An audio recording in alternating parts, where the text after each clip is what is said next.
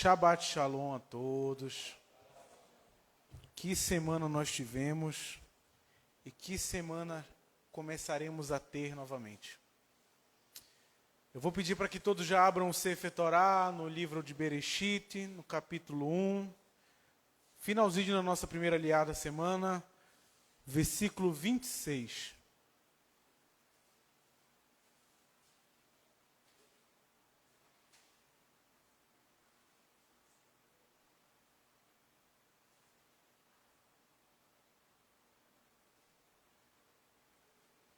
Vou pedir atenção máxima do Zahim. O assunto hoje é complexo, mas nem tanto. Não, deixa lá um com ela lá. Com a irmã Lídia. E deixa um aqui bem próximo do irmão Valdeci.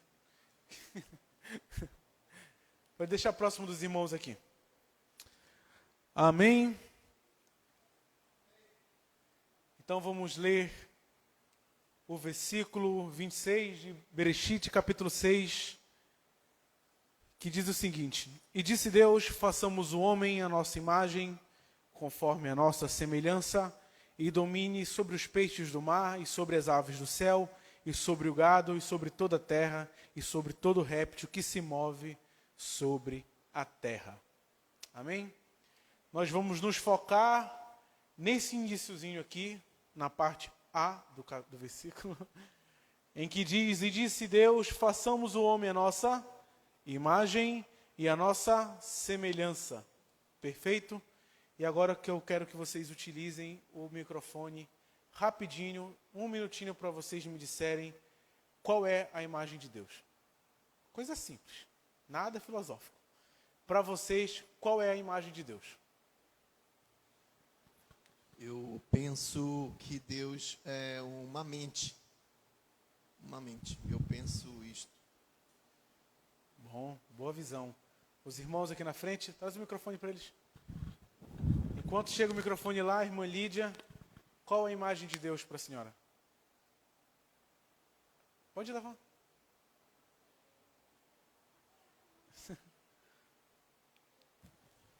Não sei, o ser humano? Um ser humano? Interessante. O Zahim, o Lucas quer muito falar, cara. Eu estou vendo coçando a língua dele. Só desligar o microfone lá. Alguns dos irmãos querem incrementar alguma coisa? Qual a imagem de Deus para vocês? Irmão Lorival.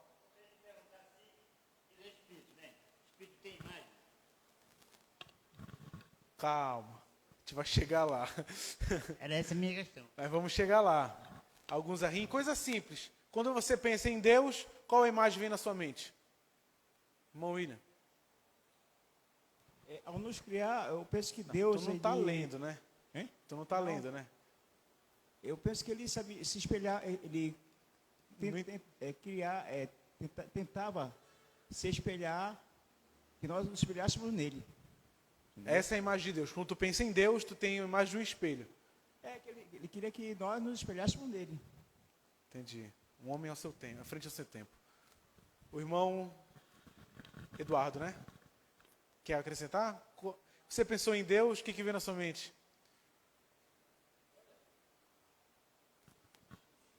Eu acho que, de certa forma, definir Deus é impossível. A gente Será? só conhece Deus até certo ponto, do meu Será? ponto de vista. O irmão, qual é o nome dele? Irmão Maurício, Ravé Maurício. Shalom, irmão. Shalom a todos. Você pensou em Deus, o que veio na sua mente? Se eu te disser que não vem nada, é igualzinho Deus. Porque Deus não existe, né? E ele também é o nada. Entendi. E ele pediu para não ser, ele não existe referência nenhuma nele com relação a nada. Entendi. Então, como diz nos princípios lá no final que a gente tem que ler, e aprende, pensa em Deus e nada. Entendi. Interessante.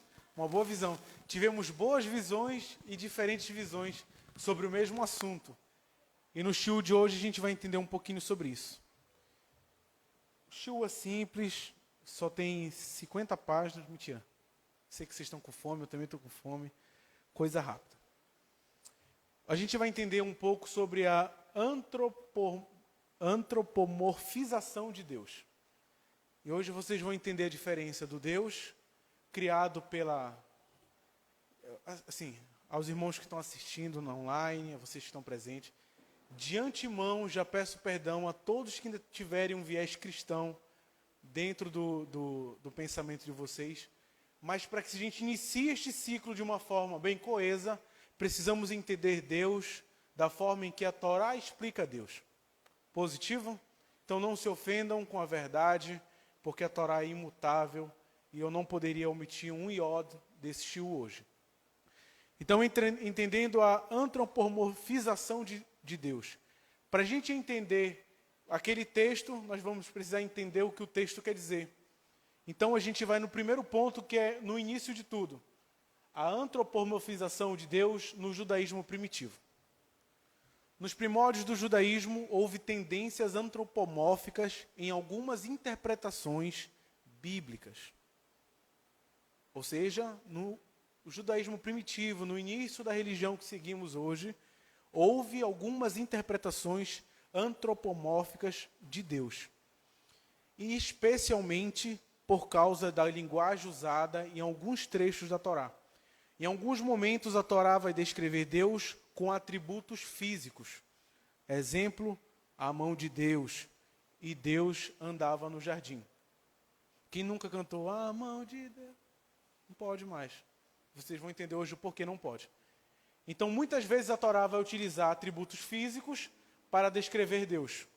E por causa disso, no início do judaísmo, no judaísmo primitivo, se entendia que Deus ele tinha uma figura humana, uma figura, algo que lembrasse o ser humano. Para tornar compreensíveis, isso tudo aconteceu para tornar compreensíveis os conceitos divinos através da linguagem humana. Essa abordagem permitia que pessoas comuns, exemplo, pessoas comuns, compreendessem e se relacionassem com Deus, mas não necessariamente significava que Deus fosse entendido literalmente como uma figura humana. E depois do judaísmo primitivo, a gente pula para o período dos profetas. Período dos profetas é onde as coisas começam a ficar um pouco interessantes. E onde a gente começa a se aproximar um pouco mais do que hoje se acredita qual é a imagem de Deus. Ao longo do tempo, profetas como Isaías, Jeremias e Ezequiel enfatizaram a transcendência de Hashem, a transcendência de Deus, sugerindo uma visão muito mais abstrata de Deus. Isaías, por exemplo, lá em Isaías 40, versículo 18, ele vai dizer o seguinte: a quem comparareis Deus? Então, pensem, a quem vocês comparam Deus? A quem vocês poderiam comparar a Deus? E foi exatamente através dos estudos dos profetas em que a antropomorfização de Deus foi totalmente deixada de lado. E agora é o momento que eu pedi já desculpa antecipada aos Ahim, cristãos que estão acompanhando a gente. E se algum de vocês ainda tiverem também uma visão um pouco cristã, nós vamos entender o que o cristianismo fez com a imagem de Deus. A ideia de Deus como um homem, com forma física, tornou-se mais explícita dentro do cristianismo. Particularmente na tradição da Igreja Católica, onde as representações visuais de Deus foram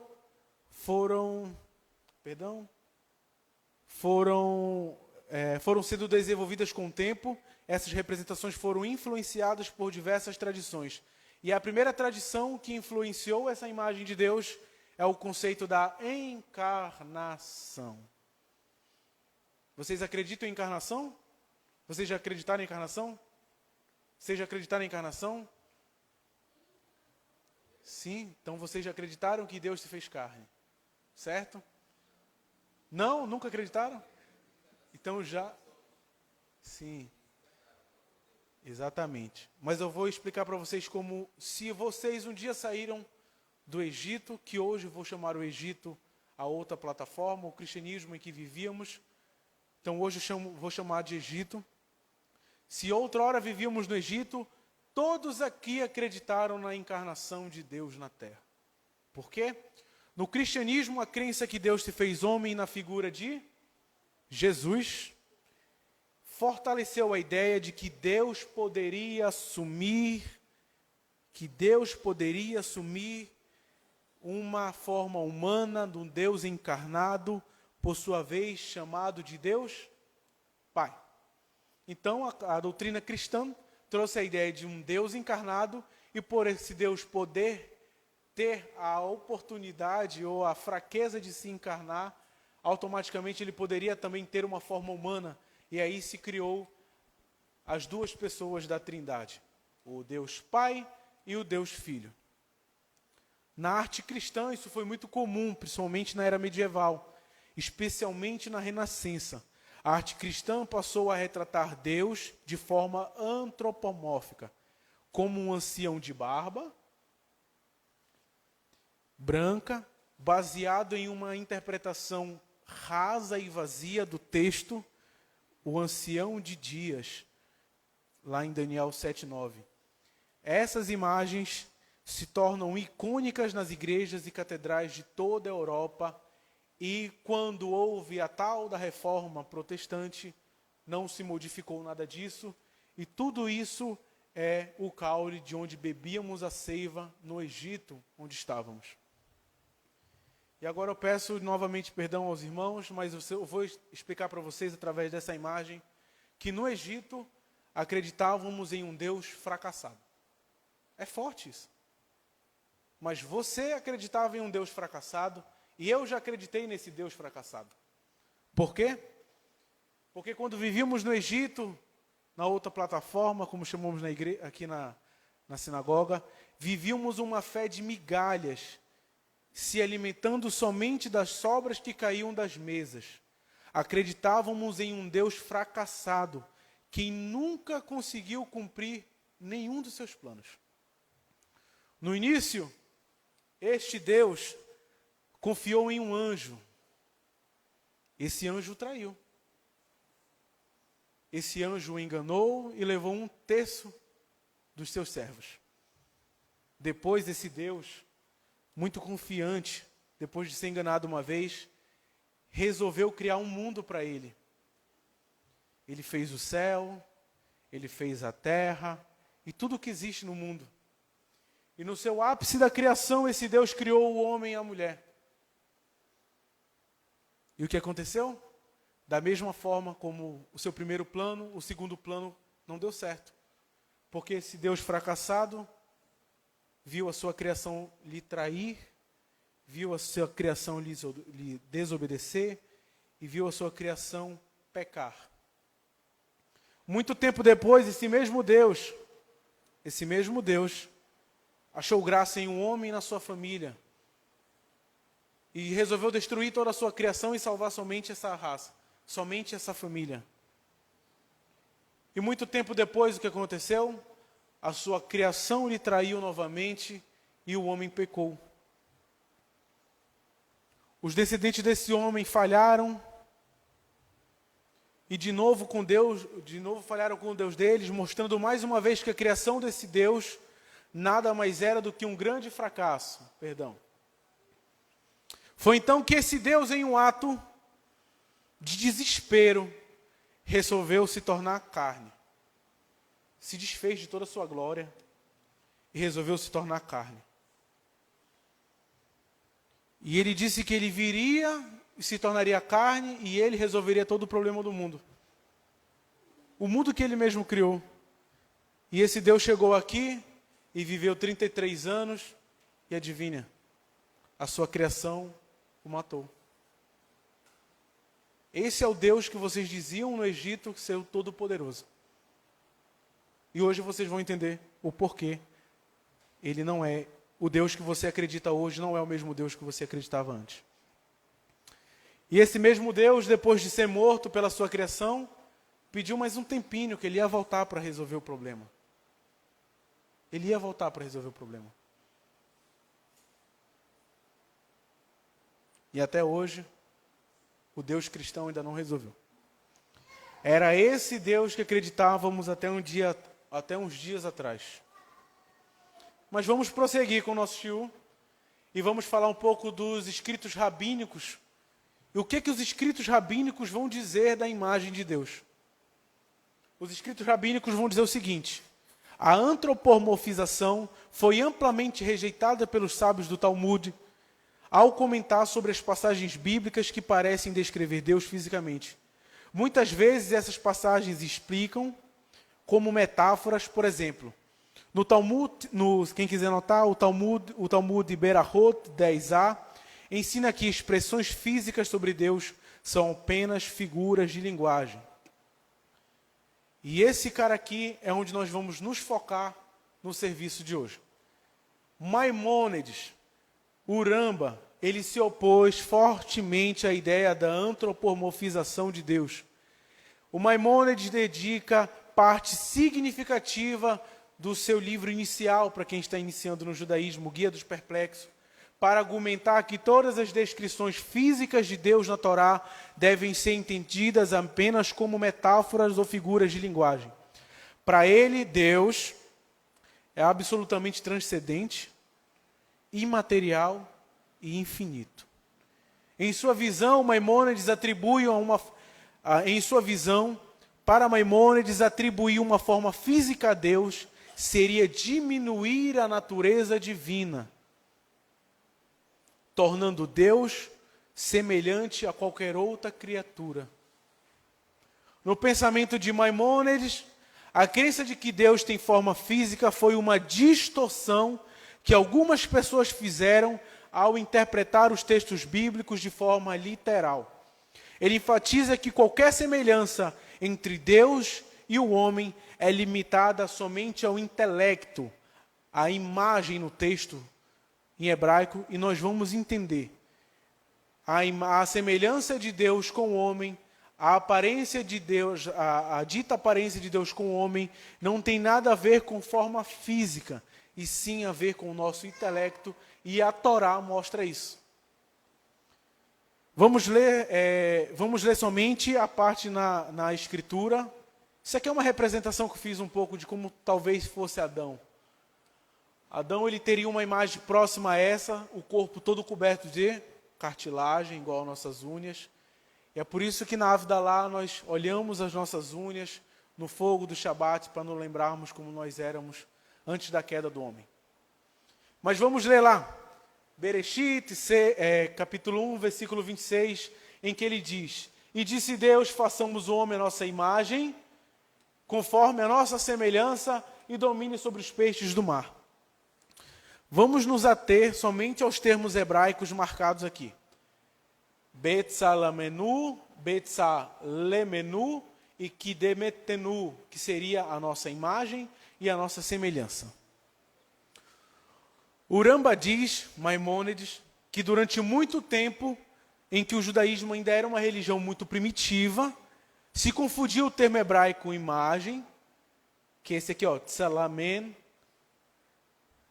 titselem, e semelhança, demut, esse bem aqui dentro, demut, vou mostrar depois para vocês, com os termos em hebraico, que é tavanit, que seria figura, e também com o termo mitar, que seria o contorno.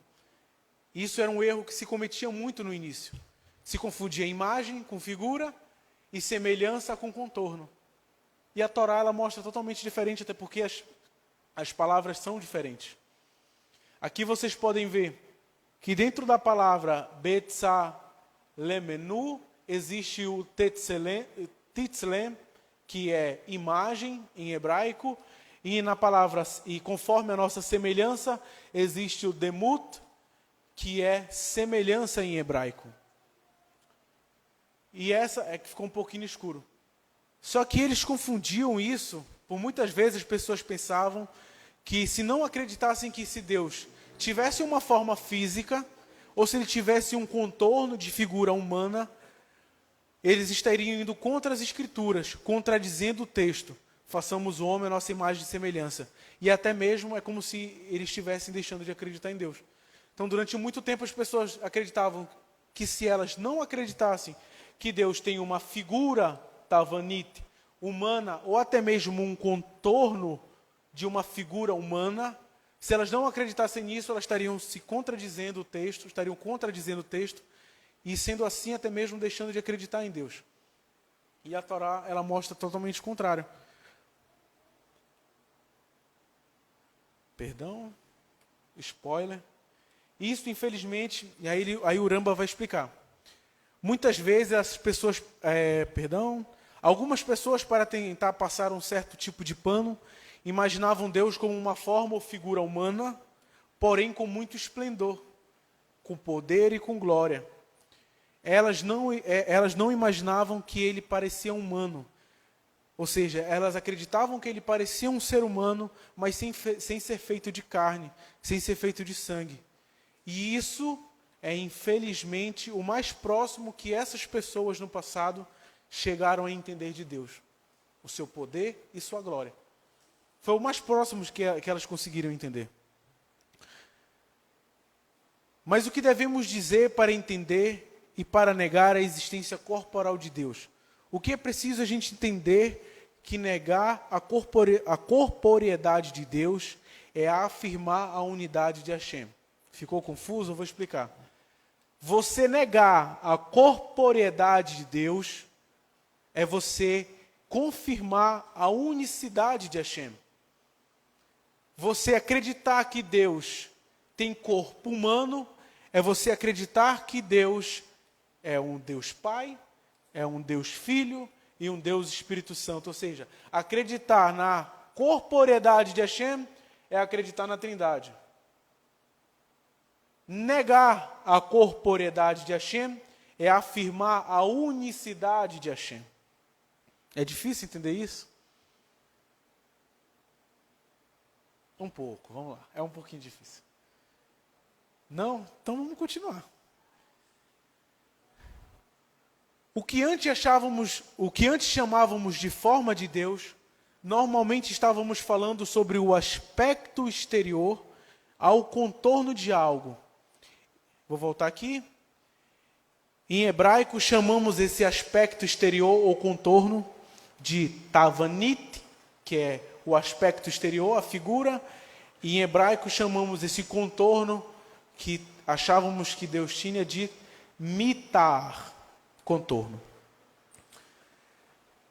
Mas na verdade, quando a Torá ela vai citar esse aspecto exterior, ela não cita nem tavanit nem mitar para outros casos. Ela vai citar o termo toar, perdão. O que antes achávamos ser a forma de Deus, normalmente estávamos falando sobre o aspecto exterior ao contorno de algo. Em hebraico, chamamos esse contorno ou forma de toar. Um exemplo onde esse termo aparece e deixou tudo o que tinha... um exemplo bom onde esse termo aparece é esse Gênesis 39:6, que vocês podem anotar para depois acompanhar. Vocês vão perceber que o termo toar aparece aqui, e ele é exatamente esse termo bem aqui, olha. E deixou tudo o que tinha na mão de Yosef, de maneira de que nada sabia do que estava com ele, a não ser do pão que comia. E Yosef era formoso de parecer. Esse Yef Toar é o formoso de parecer. Ou seja, a aparência de José era bonita. Então a Torá, quando ela diz que Deus fez o homem à sua imagem e semelhança, ele não está dizendo da aparência. Porque o termo lá em Bereshit não é Toar. O termo lá em Bereshit é Tselem e Demut. Então daí a gente já tira o bode da sala, que não é a aparência física. Porque a Torá nunca utilizou esse termo Toar para Hashem. Toar indica totalmente um aspecto físico. É o mesmo termo usado para descrever a aparência de uma pessoa ou o contorno de algum objeto. O termo Toar nunca foi usado na Torá para se referir a Deus. Então, a ideia de que as Escrituras defendem a corporeidade de Deus é totalmente mentirosa. Já Tetzlem, exatamente aqui para vocês compreenderem. Isso aqui eu aprendi com o Rav. botar na tela para que vocês consigam botar na mente. Toar nunca foi usado para se referir a Deus. Já o termo tetzlem, imagem, que se refere à essência ou à verdadeira natureza de algo, aquilo que o define como um ser único no ser humano, já foi utilizado e é sempre utilizado para se referir a Deus. No ser humano, essa essência, essa imagem, está na capacidade de compreensão e de inteligência. Por isso, quando a Torá diz que o ser humano foi criado à imagem de Deus, ela está se referindo à nossa capacidade intelectual e não a uma semelhança física do homem com seu Criador. Se fosse uma semelhança física, o termo seria toar. Mas sempre que o termo tetlem aparece, ele está dizendo de uma semelhança intelectual. Então, a imagem que fomos criados do nosso Criador é a capacidade de pensar e a capacidade de compreender. Já o termo damut, vai significar semelhança, mas não uma semelhança física novamente. Damut expressa uma semelhança abstrata ou de ideia. No hebraico ela é sempre utilizada dessa forma. Só um minutinho. Por exemplo, se alguém diz, assemelho-me a um pelicano no deserto, isso não quer dizer que ele realmente pareça um pelicano no deserto, mas que ele está se referindo de uma semelhança na tristeza ou na solidão de estar no deserto. Igual o pelicano estava. Mas o que está se referindo a uma semelhança, a palavra demut é usada para indicar semelhanças de caráter ou ideia, com a semelhança de um trono, que se refere à majestade de elevação. Então, quando a gente diz um trono, automaticamente está dizendo que aquele assento é semelhante a uma elevada autoridade.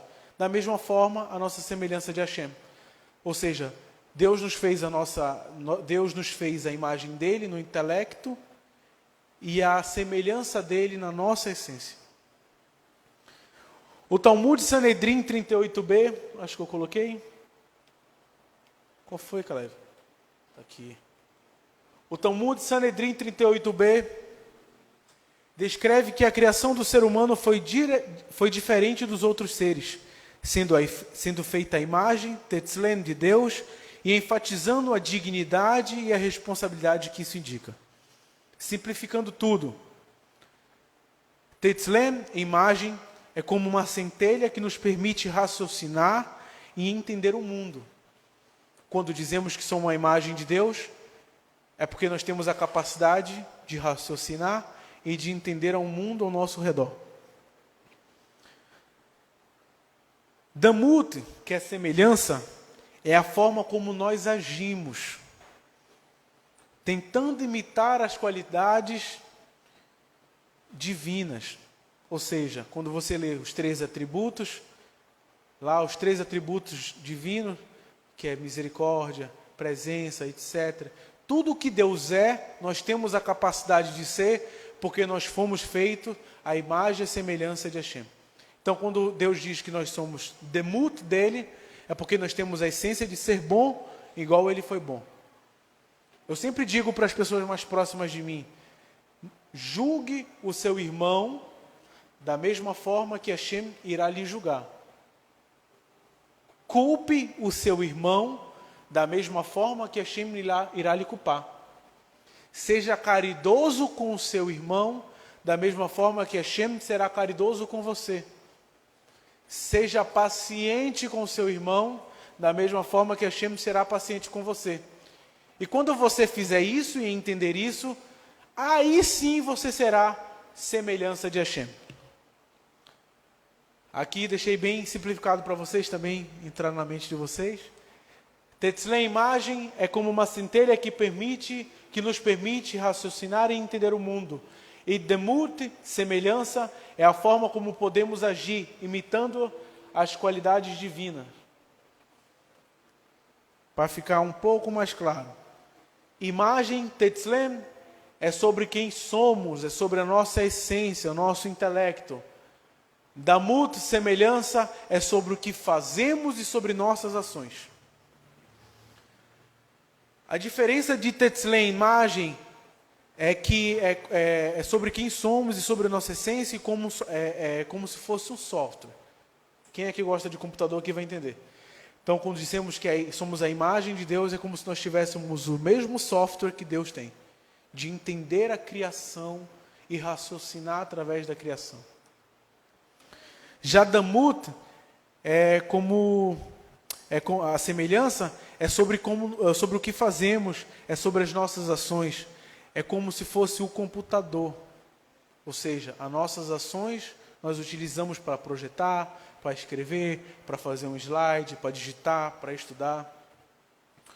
Um outro bom exemplo que a gente pode utilizar é como se fosse uma orquestra e o seu maestro.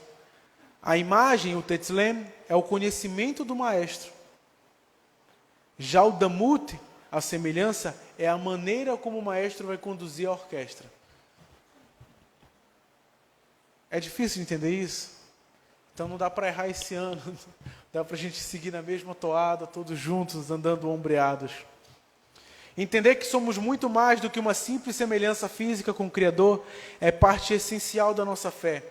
Entender que Deus nos deu muito mais do que uma simples semelhança física com Ele é crucial para entender a nossa fé. Entender que Ele não tem corpo, ou forma, ou contorno, é parte fundamental do monoteísmo. Acreditar em um único Deus é negar a existência de qualquer imagem de Hashem. Iniciamos este ciclo de Torá revigorados depois de 7 dias na Sukká. Precisamos entender que para nos elevarmos espiritualmente, precisamos ser um sacrifício contínuo de elevação. Nós não precisamos de empolgação, muito menos de emoções humanas. Quando nós estamos aqui dentro, está aqui o Moreakov, que leu a Torá comigo. Não é uma emoção humana que nós sentimos. Não é algo humano, é algo que vem de Hashem. Quem estava presente em Simchat Torá, em Shemini Atzeret, sentiu essa presença diferente. E vocês podem me dizer que não é uma emoção humana, é algo que vem de Hashem. Deixemos essas emoções e essa empolgação lá no Egito. Já começamos a nos preparar para a peça. Então já comece a recolher, botar de ladinho o que é do Egito, já começa a colocar do outro lado o que é de Deus, o que é de Israel. Que quando chegar no Egito e der a hora da partida, quem estiver pronto vai com o que está pronto. Quem não estiver pronto vai se atrasar, porque vai ficar arrumando atrás, aí vai comer hametz em peça, não vai jogar o hametz fora, não vai adquirir a matzah. Por quê? Porque deixou as coisas de Hashem de lado e focou nas coisas do Egito. Que possamos neste ciclo pôr em prática tudo o que aprendemos no ciclo passado. Amém? Que possamos pôr neste ciclo em prática tudo o que aprendemos no ciclo passado.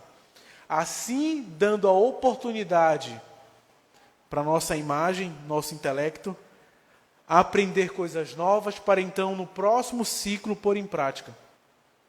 Hashem, Ele nos capacita ano após ano para o seu serviço. Mas, como aprendemos hoje, só somos a imagem de Deus quando entendemos a criação de Hashem.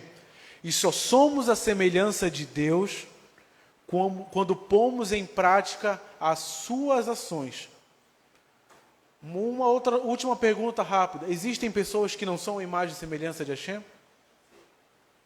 Depois de que entendemos hoje, sim. Porque você só é a imagem e semelhança de Hashem como você bota em prática o que você aprendeu nesse show hoje. E aí eu finalizo com uma frase do último estudo que nós tivemos aqui no Almoço dos Homens, lá de Mateus 7, 27, em que Yeshua, o Mashiach de Israel, ele diz o seguinte: nem todo aquele que disser Vayavor Adonai Alpanav vai entrar no reino dos céus. Nem todo aquele que disser Senhor, Senhor, em teu nome fiz tantas coisas, em teu nome fiz tantas coisas, vai entrar no Olam Rabá. Porque só vai entrar no Olam Rabá quem for a imagem e semelhança de Hashem. E ele vai reconhecer na última Neilá, no último momento em que os portões se fechar, ele vai ver.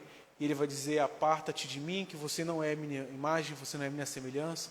Ou ele vai dizer, entra e participe do banquete comigo, participe do nosso último Yom Kippur, para que a gente consiga crescer e crescer cada vez mais. Que todos tenhamos um Shabat maravilhoso, um Shabat de paz, um Shabat de atenção, um Shabat de pensamento, um Shabat de ações, que ponhamos em prática, pelo menos no Shabat, a imagem e a semelhança de Hashem. Chazak Baruch, Shabbat Shalom a todos.